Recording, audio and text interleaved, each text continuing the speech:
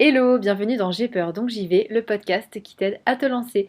Je suis Steph et cette semaine on va aborder un sujet qui est cher à mon cœur, mais vraiment, c'est tenir un journal, tenir un carnet, le journaling, appelez ça comme vous voulez.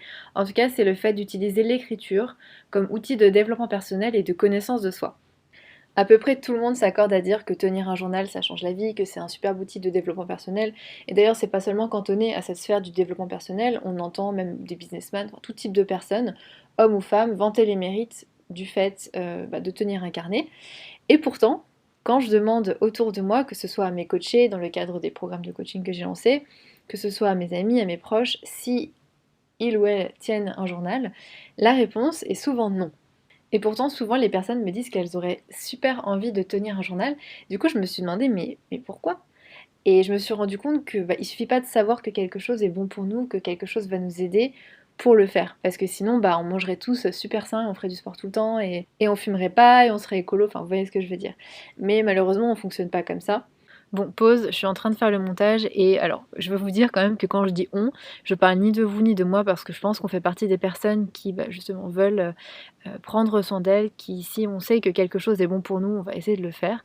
Mais il y a beaucoup de personnes chez qui c'est pas le cas et c'est la nature humaine parce que même si on sait que quelque chose est bon pour nous ou mauvais, il y a d'autres motivations. Excusez-moi, il y a parfois des résistances, il y a parfois il y a des oui mais, il y a des priorités qui sont différentes et ça nous amène à faire des choix qui sont pas toujours rationnels. Bref, revenons au journaling. Et il y a plein de raisons pour lesquelles on n'arrive pas à tenir un journal régulièrement, parce que souvent on achète un carnet, on écrit quelques jours et puis après on laisse tomber. Et c'est un peu comme tout. C'est vrai que finalement, pris dans la frénésie d'un quotidien qui va à 1000 à l'heure, où on a mille choses à faire, mille obligations, et on rentre le soir, on est crevé, et ben en fait ce genre de choses-là, elles passent à la trappe. Et c'est dommage parce que tenir un journal, ça aide vraiment en termes de bien-être, de santé mentale, et je sais pas si vous avez remarqué d'ailleurs, mais c'est des choses qui sont finalement pas tant que ça notre priorité. Et même de manière générale, quand on a vraiment une vie à 1000 à l'heure, qu'on a plein de choses en tête, on va avoir tendance à gratter du temps ou gratter un peu de repos sur des choses qui sont assez essentielles. Et je pense notamment, on va manger très très vite parce qu'on n'a pas le temps, on va dormir moins, on va pas faire de sport aujourd'hui parce qu'on préfère finir un dossier. En fait, toutes des choses qui sont plutôt essentielles à notre bien-être, qui répondent à des besoins primaires, mais qu'on préfère laisser de côté parce qu'on a des choses qui sont plus urgentes. Pas plus importantes, mais plus urgentes. Et prendre soin de soi et de sa santé mentale, c'est aussi un truc qui est hyper important, surtout sur du moyen long terme. Et je vais juste faire un petit aparté pour vous dire, surtout en ces temps, en ce moment, de prendre le temps de continuer les choses qui vous font du bien et de prendre le temps de vraiment faire attention à vos besoins primaires, que ce soit le sommeil, bien manger et être bien mentalement parce que c'est la base en fait. C'est comme si notre vie c'était une pyramide et ça, toutes ces choses-là, prendre soin de nous, en fait, c'est la base de la pyramide. Et si ces bases-là, si cette fondation-là, elle n'est pas solide, le reste va avoir du mal à tenir et tout va en pâtir en fait. Bref, revenons à notre journal. J'ai remarqué qu'en vérité, ce qui bloquait souvent, c'est qu'on ne sait pas comment, on ne sait pas comment faire. Tout le monde parle de journaling, tout le monde parle de tenir un carnet, de bullet journal, de je sais pas quoi. Et donc on pense que c'est facile, alors on n'ose pas vraiment demander comment faire concrètement. Mais c'est pas si simple. Ça paraît facile, évidemment, de prendre un carnet, de prendre un stylo et d'écrire dedans. C'est pas hyper dur en soi. Mais c'est pas évident non plus. C'est pas une évidence de quoi écrire. Enfin, moi je me souviens pendant hyper longtemps, c'était impossible d'aller plus loin que juste d'écrire ma journée et être super factuel. Et c'était vraiment. Enfin, je pense que mon journal de CM2, c'était à peu près la même chose. Et franchement, au bout d'un moment, c'est chiant. Et ce qui fait qu'on a envie de continuer d'écrire dans son journal, c'est quand on en tire des bénéfices. C'est quand on voit que vraiment notre vie s'améliore parce qu'on écrit dans un journal. Et sans vous mentir, moi, c'est vraiment le cas. Ça fait plusieurs années que je tiens un journal, plus forcément tous les jours, mais c'est vraiment mon exutoire. C'est-à-dire que quand je sens que j'ai un petit peu des pensées négatives, quand je sens que ça va un peu moins bien, quand je sens que je suis stressée, je sors mon journal, j'écris et ça va mieux. Et en fait, c'est ce qui me motive à tenir un journal, c'est que j'en retire des vrais bénéfices. Mais ça a demandé quand même quelques années avant que j'arrive à être accro comme ça. Mais rassurez-vous, aujourd'hui, je vais vous donner plein d'idées, de choses à écrire dans votre journal, justement, pour dépasser ce stade de je décris ma journée, etc. Et pour justement rentrer dans les choses qui sont vraiment intéressantes, qui sont de parler de comment vous vous sentez, de vos émotions, de vos pensées, de vraiment faire un travail sur vous et d'aller plus loin dans la compréhension de vous-même. Parce que c'est vrai qu'au début, c'est pas évident de mettre sur papier des choses très perso. On a quand même une certaine, enfin, en tout cas moi c'était le cas, j'avais une certaine pudeur qui faisait que j'avais du mal à me livrer dans mon propre journal, comme si quelqu'un allait le lire, alors qu'en vérité c'était peu probable. Mais j'avais du mal à me lâcher, j'avais du mal à me révéler, parce que finalement quand on voit nos propres pensées sur le papier, parfois on se dit oula. Et puis, un autre truc qui me bloquait énormément, c'est que je faisais très attention à avoir une belle écriture, à ce que ce soit joli, à pas faire de fautes d'orthographe ou de grammaire, alors que je vais vous dire la vérité, c'est vraiment pas le but ici. Chacun a sa ou ses raisons de se lancer dans l'écriture, et c'est super intéressant justement de savoir pourquoi vous avez envie d'écrire, parce que je vous le dis très souvent, mais connaître son pourquoi, là je fais encore des petits guillemets avec les doigts, mais connaître son pourquoi c'est indispensable parce que c'est la base de la motivation. Au début, on est super motivé à se lancer dans quelque chose de nouveau parce que c'est nouveau, parce que tout le monde en parle, parce qu'on sait qu'on devrait le faire. Mais ensuite, quand on va se lasser, quand on aura moins le temps, quand on aura mieux à faire, la motivation, elle ne suffira plus. Donc savoir pourquoi vous vous lancez là-dedans, c'est super important. Ça permettra justement, quand vous avez un peu moins envie, de vous dire bah oui, mais en fait je le fais parce que j'ai envie de retirer tel et tel bénéfice. Je vais vous donner, moi, dans mon cas par exemple, je sais que si j'écris, c'est parce que ça m'allège énormément l'esprit, que ça me permet de vraiment prendre du recul sur mes pensées, sur mes émotions, ça me permet vraiment de faire un pas en arrière. J'écris aussi parce que ça m'aide vraiment à comprendre comment je fonctionne, ça m'aide à calmer mon stress et mon anxiété, parce que forcément, je prends le temps de d'écrire qu'est-ce qui me stresse, qu'est-ce qui me rend anxieuse, et ça me permet de prendre, encore une fois, d'avoir un recul sur ma situation. Et puis ça m'aide aussi à prendre des décisions parce que, je sais pas vous, mais moi parfois quand je suis vraiment stressée, que je dois faire un choix, tout tourne. C'est vraiment un tourbillon dans ma tête et j'ai du mal à simplement avoir une pensée posée, réfléchie avec les pour et les contre. Je sais qu'il y en a qui arrivent à faire ça trop bien dans leur tête. Moi personnellement, c'est pas le cas du tout. Et donc écrire, ça me permet vraiment d'aller au fond des choses.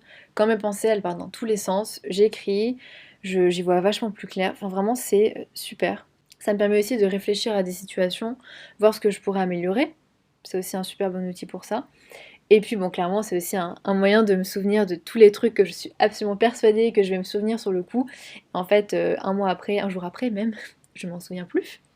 Donc c'est cool de pouvoir mettre par écrit des sensations, des souvenirs qu'on a vécus et dont les détails finalement ils finissent par s'évanouir au bout d'un moment parce que voilà, notre cerveau n'est pas un ordinateur, donc on oublie forcément et donc c'est chouette d'avoir tout ça par écrit. Voilà, le but c'est vraiment de poser nos pensées sur papier sans peur, sans pudeur. Après chacun en retire les bénéfices qui lui sont propres. Moi je vous ai partagé les miens, mais vous aurez peut-être des découvertes tout autres avec l'écriture, vous me direz d'ailleurs. Ok, donc aujourd'hui j'avais envie de vous proposer 5 idées de choses à écrire dans votre journal.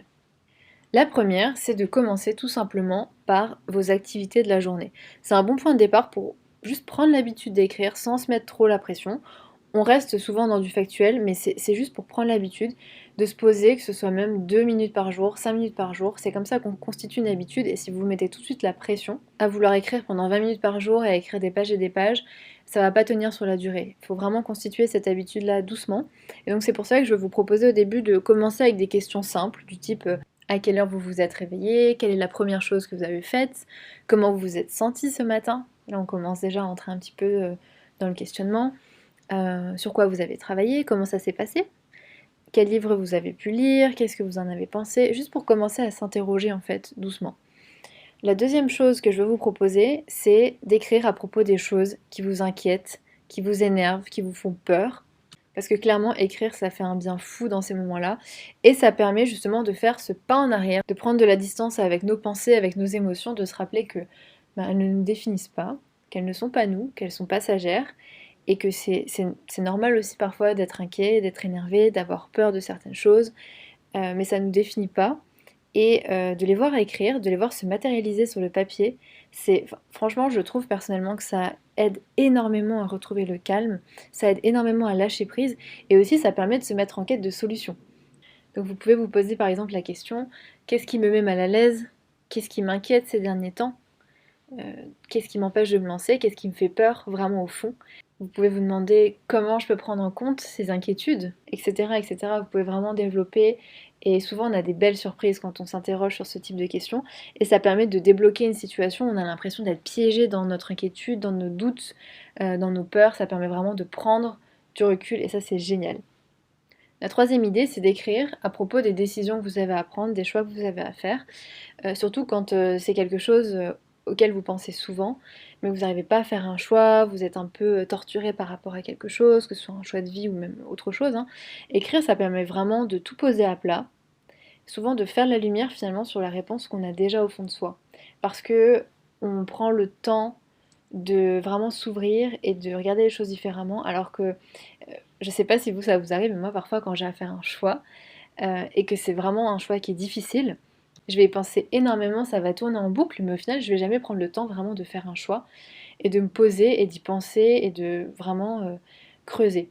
Et écrire, ça permet de prendre ce temps-là qui est indispensable parce que clairement quand on a du mal à prendre une décision, espérer que la solution nous tombe toute faite ou que quelqu'un nous aide à la prendre, c'est jamais la meilleure des solutions. Donc je vous invite vraiment dans ces cas-là à écrire et vous pouvez par exemple vous demander quelle décision j'ai à prendre, quelles sont mes options, qu'est-ce que je perds si je fais ce choix-là, qu'est-ce que je gagne, de quoi j'ai peur en prenant cette décision, qu'est-ce que je ferais si j'avais pas peur. Et puis une autre question que j'adore, c'est si je parlais avec la moi de 80 ans, enfin la moi qui a 80 ans, qu'est-ce qu'elle aurait aimé que je fasse? Ça, je trouve que c'est une question trop intéressante parce que souvent ça permet de mettre en perspective notre vie et de vraiment se décentrer et de se dire mais oui en fait c'est chouette aussi de regarder notre vie comme un ensemble. Et souvent cette question elle permet de prendre des décisions qui suivent plutôt notre cœur et des choses qu'on a envie d'accomplir de manière générale dans notre vie plutôt que des considérations très court terme. Voilà. En tout cas, j'ai écrit un article avec 6 étapes super précises pour vous aider à prendre une décision. D'ailleurs, dans cet article-là, je parle d'écrire, parce qu'évidemment, c'est un outil de choix. Et je vous invite vraiment à le checker, il est dispo sur le blog. Et j'ai aussi fait un template, donc un document, avec 11 questions pour vous aider à faire un choix important. Donc c'est vraiment des questions qui vont dans l'ordre chronologique, en tout cas dans l'ordre selon lesquels je pense qu'il est plus pertinent de se les poser. Et donc c'est un PDF à télécharger, à compléter directement dessus ou à l'imprimer ou à recopier si vous le souhaitez justement dans votre carnet. Et il est dispo avec tous les autres outils d'auto-coaching que j'ai créés depuis le début de la newsletter. J'ai créé une bibliothèque sur le site stephbluelips.com avec justement tous les outils que vous pouvez retrouver en un seul endroit. Je vous mettrai le lien dans la description du podcast. Vous recevrez par mail les codes d'accès à la bibliothèque. Et passons à l'idée numéro 4. L'idée numéro 4, et je l'adore perso, c'est d'écrire sur vos rêves, de parler des choses qui vous feraient vibrer, de projets petits ou grands, réalisables ou non, peu importe, vraiment ce qui vous ferait le plus rêver dans la vie. Et lâchez-vous parce que vraiment c'est votre journal, c'est votre carnet, vous pouvez écrire tout ce que vous voulez. Et surtout, ça n'engage à rien. C'est vraiment un truc hyper important, mais n'oubliez jamais que ça n'engage à rien. Vous avez le droit de penser et d'imaginer des choses qui vous feraient rêver, et ça ne veut pas dire ensuite que vous devez vous lancer, ça ne veut pas dire que vous devez le faire, ni maintenant, ni jamais d'ailleurs. Mais je dois quand même être tout à fait honnête avec vous en vous disant que cette idée, cette suggestion, elle n'est pas totalement innocente, parce qu'il y a quelque chose quand même qui se produit quand on écrit les rêves et les choses qui nous font rêver, c'est qu'on les voit là écrits sur le papier, et parfois on se dit que c'est pas si fou en fait. Parfois on réfléchit, on se dit mais en fait c'est vraiment vraiment ça que j'aimerais. Et on se demande mais et si c'était possible? Et si, est-ce qu'il n'y aurait pas un moyen en fait de rendre ça réel? Et parce que souvent on s'empêche de rêver parce qu'on se dit que si on rêve en grand, on va être obligé de faire quelque chose, ça va demander beaucoup de changements, beaucoup d'efforts. Donc on préfère des fois ne juste pas y penser. Et je veux juste vous inviter à vous ouvrir cette fenêtre-là, cette porte même, et de vous laisser la possibilité de rêver, juste pour vous rappeler qu'il y a toujours possibilité, il y a toujours des moyens, et que si c'est un rêve qui est vraiment important pour vous, peut-être que c'est intéressant aussi de le creuser. Mais comme je vous l'ai dit, ça n'engage à rien, donc vraiment lâchez-vous. Ce qui peut être intéressant, c'est de se demander, voilà, si je pouvais faire n'importe quoi qui me rendrait heureuse, même quelque chose de fou, ce serait quoi? Vous pouvez aussi vous demander qu'est-ce que j'aimerais avoir accompli à la fin de ma vie? Qu'est-ce qui ferait que je serais fière de ma vie et heureuse d'avoir vécu sur cette terre? Euh, et vous pouvez aussi vous demander comment je ferais pour faire ça concrètement. Si je devais le faire, comment je ferais?